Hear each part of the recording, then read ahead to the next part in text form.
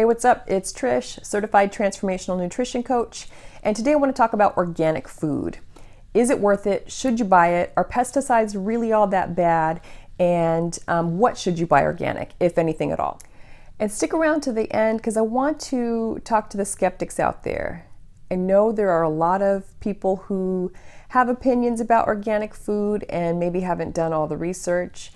And maybe you've seen a couple headlines that make you think, I'm not going to buy organic. Stick around, we'll touch on that, and I'm going to try to pack as much information as possible into this episode.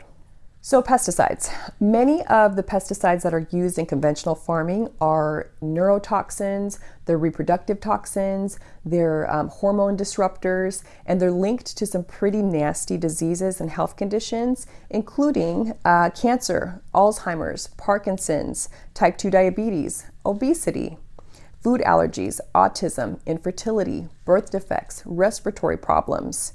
That's a long list of nasty stuff that pesticides are related to, or linked to, I should say. It's worth noting that Monsanto, the giant company that is responsible for creating Roundup and that chemical inside Roundup, glyphosate, Monsanto had to pay $2 billion last year, that's billion with a B, after the findings that Roundup causes cancer.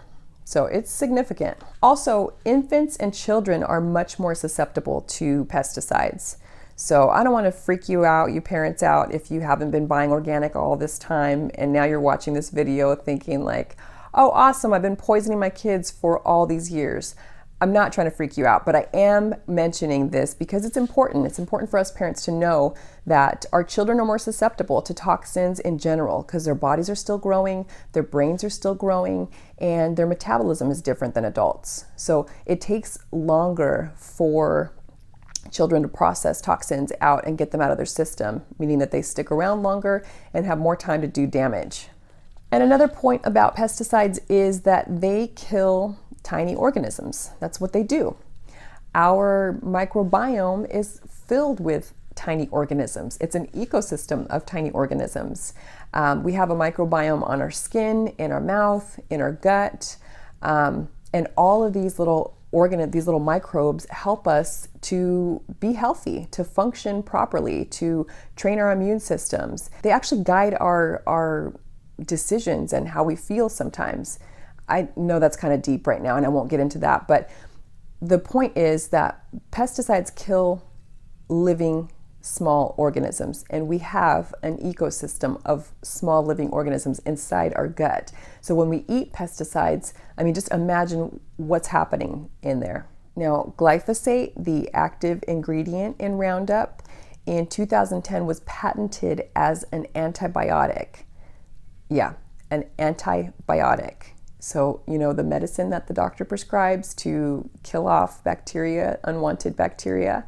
Well, this stuff was patented as an antibiotic. I know I'm saying that and I'm being dramatic, but that is crazy. I don't think it's being used as such. I know that, doctors aren't out there prescribing glyphosate on their script pads, but it's certainly something to make you go, really? Okay, so Trish, can I just peel my fruits and vegetables and wash them and cook them and then be done with the whole pesticide conversation? Well, no. There was a study done in 2014 by German researchers who came to find that the effects of glyphosate cannot be washed away, peeled away, or cooked away. There's a term out there called systemic pesticides, and what that means is that it's not just on the foods, it's in the foods. Okay, so what's so great about organic?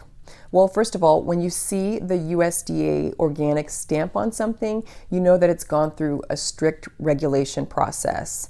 It's not something that anybody and everybody can just use, willy-nilly on their food products. It has to go through processes and regulations, and there's a lot of hoops and red tape to go through in order to get that seal.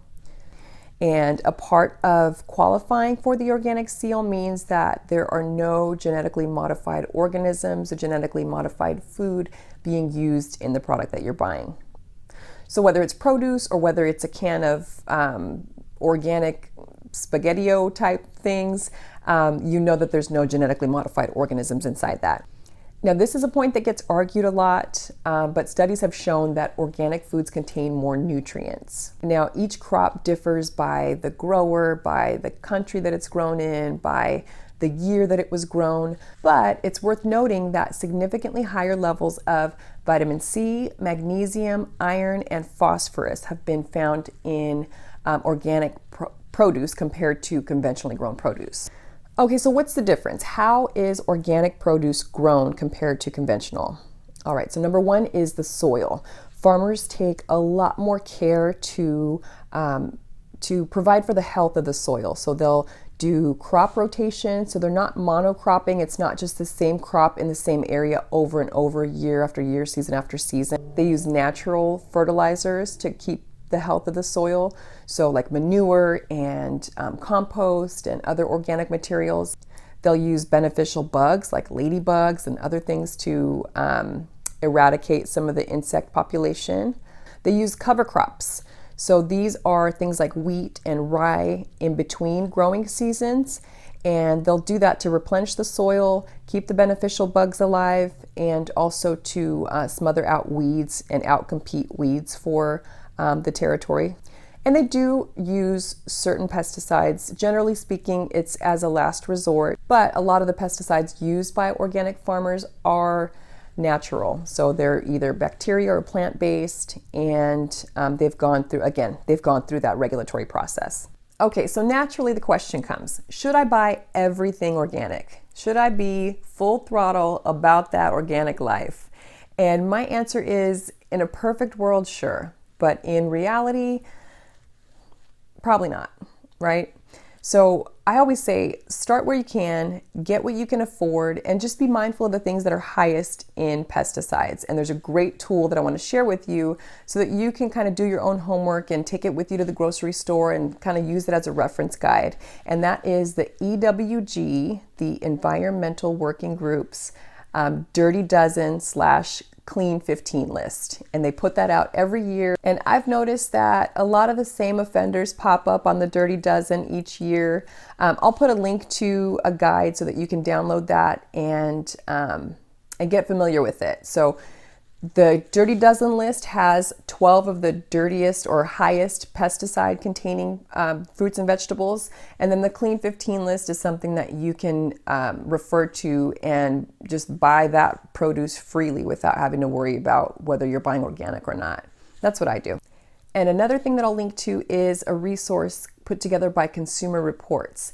They show a number of different vegetables and fruits, and they'll show you high, medium to low risk, and then also depending on what country the produce was grown in, it'll give you your risk measures there. So a couple of cool resources to check out. You know, you can take a picture of the EWG Dirty Dozen Clean 15 list and keep that on your phone, or you can print it out, stick it in your wallet. It's a great little reference sheet. I use it all the time. In fact, now I kind of have most of it memorized, but I'll still refer back to it every now and then. To my naturally analytical and inquisitive-minded, questioning people, you may have seen a headline or two debunking or saying that it's just plain hype. You might have seen an article or two or a news story or two on just that it's not worth it. Well, let me offer you this idea. The people behind the headlines that are propagating these notions are more than likely associated with big agricultural business. These business giants have a lot of shareholders and a lot of profit to protect, and they have a vested interest in keeping things the same way that they are. If everything went organic, if the government just said, hey, listen, we're done with pesticides, we need to protect our people better, and you guys are not allowed to use GMO seeds, you're not allowed to use pesticides any longer, these companies would plummet, or they would have to pivot very quickly, which means a lot of dollars lost.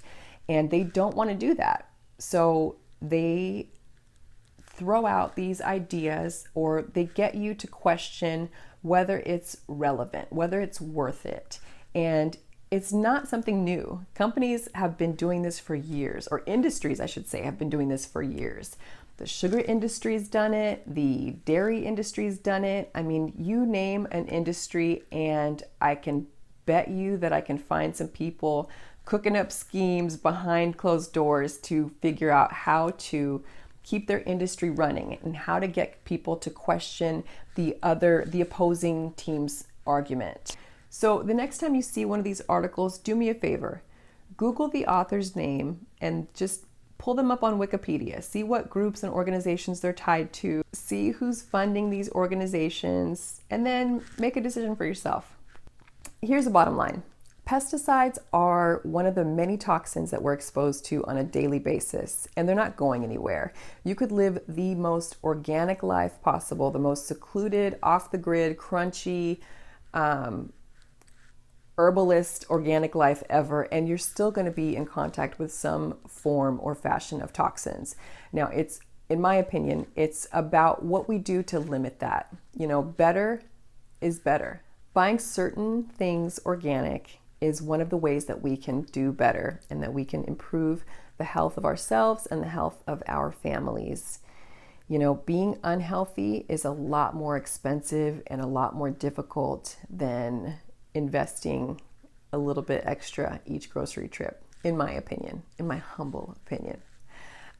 If you're interested in learning more about healthy tips and tricks, please join my email list. There's a link below. Check it out. Join my tribe. I cannot wait to have you, and I will catch you on the next one.